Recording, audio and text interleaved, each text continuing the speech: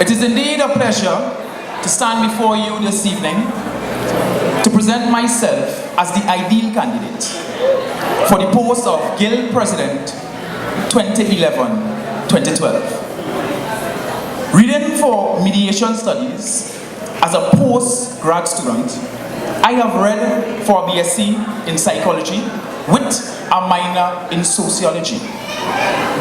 Throughout my time on campus, I have engaged in considerable community outreach, demonstrating an unwavering commitment to community development and service. Having matriculated into this campus as an evening student, I am presently a part-time student and have consistently served as a full-time student. My methodologies of helping others has always been in empowering peers, and this sets the tone for my mantras I have forged my campaign on. Mature governance, being student-centered and experienced. A wise person once said, a well-balanced, inclusive approach according to certain standards and ideals is essential for the proper governance of any country. This can present itself as an applicable tool as to how to interpret and how to understand how we can effectively manage our affairs on campus. Throughout my tenure, I have always taken a student-centered approach and provide a listening ear, my good friends, because an effective leader must be an effective listener. Additionally, my tenure has allowed me to understand the bureaucratic administrative machine that exists. My outright resistance to poor governance on the part of administration has given me a renewed appreciation to what real student representation is. And although I have found myself at odds with administration at times, I have been able to foster a strong, professional relationship which is beneficial to the student community. I spoke about experience. I have 10 years experience and I've worked in several areas of business, commerce, education, and presently in the Ministry of National Security. Of course, I've often found myself being asked the question, do you think you can effectively serve the student community? And my answer is quite simple, yes. What have I done in my tenure serving the students? 1. Introduction of the Evening University office to serve over 3,000 part-time and evening students on this campus who, for the first time in years, have been able to say, I am represented. The introduction of the transport service from Port of Spain to the St. Augustine campus on evenings, assisting students to get to the campus hassle-free. Why stand at City Gate and fight with everyone to get a taxi when the Guild of Students needs to reach out to the students who have been hurt, who have been feeling ostracized since the inception of the Evening University in 2004. I fought and have been able to achieve improved academic facilities, better tutorial arrangements, and scheduling of classes. I represented the Guild on official conferences and meetings, fought and achieved for the student body, along with the Guild Council 2010-2011, the release of grades at the end of the protest by staff during exams in semester 1. Hold right there.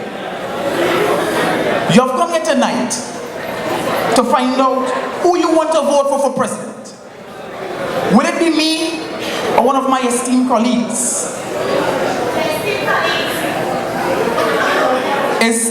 Listen to this, is King Helen, as some students proclaim, going to pass the torch to Crown Prince. Probably. I have heard the comments and criticism and recognize something. One famous movie quote: you either die a hero or you live long enough yourself to become a villain. I have heard the campaign rhetoric. We need a guild. Who cares? We need a guild of all students and not just for some. Persons have even bashed the incumbent president for expressing his thoughts in an attempt to make themselves look better. As a councillor who is in my second term of serving this student body, I understand that there are some times when the Guild Council needs to do more. Market itself, share information, and communicate. I have worked with the council for the past 2 years, but the campaigning messages that I've been hearing seems to indicate that being a member of the guild is a curse for these elections. They say we want a guild to represent us, not a guild to represent themselves.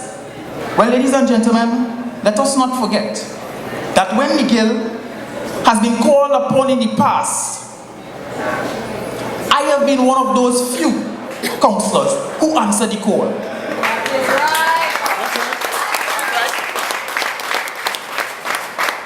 When the lecturers decided to hold back exam grades affecting the living and well-being of the students, especially the non-national students who had to acquire large loans to study here, I was one of the few who came out and led the protests. That is right. Months later, the lecturers were at it again.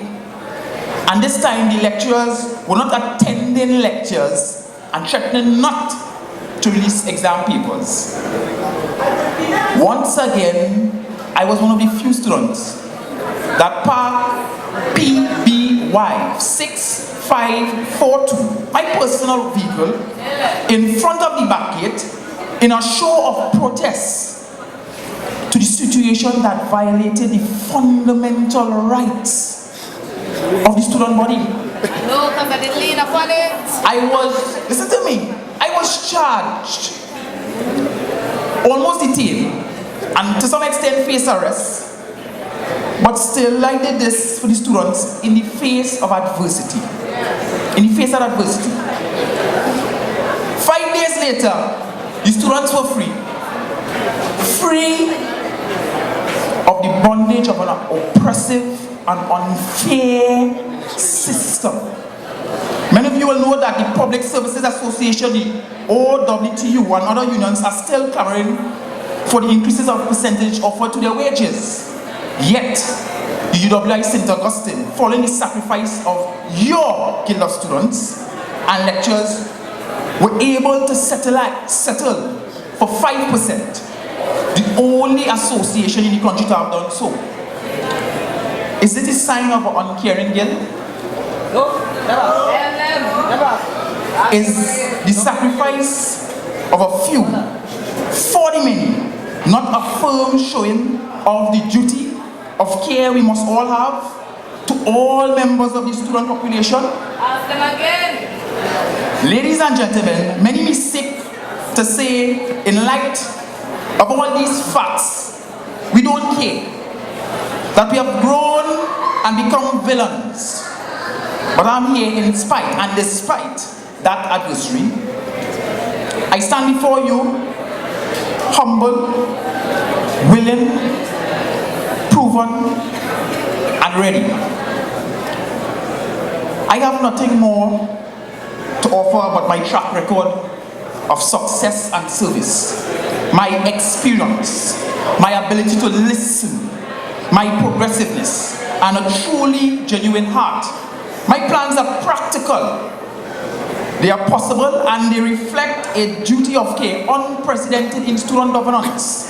My plans are to expand the transport service to Shogunas and Arima. It's already started. Bring more affordable food options on campus. Just remember, we have students studying nutrition and dietetics as a science here. Let's leave that right there. emphasize the focus of Guild efforts to modernize infrastructure development. Understand that this is not the only space, there are other locations of the campus. Seek sound academic, cultural and social reform. Develop all hall residents. And please don't forget, we have to integrate all off-campus students into the activities of the Guild, because guess what? They too feel ostracized. Develop community outreach programs, practice sound financial accountability, professionalism, transparency, and strengthen shuttle service with specifically targeting Gordon Street and the medical sciences faculty. Ladies and gentlemen, I will be willing to sit in process for weeks if I have to ensure that students have a safe place to effectively study in the night for exam. I'm already in discussions concerning that. For too long within the faculties of humanities and education, they have felt as though they're the bastard child of an uncaring father. I am here to claim your child support. Guess what? I am ready, willing, and able. And if you know me, you would have heard it before. Student service. My conviction, my doctrine, my philosophy. Thank you.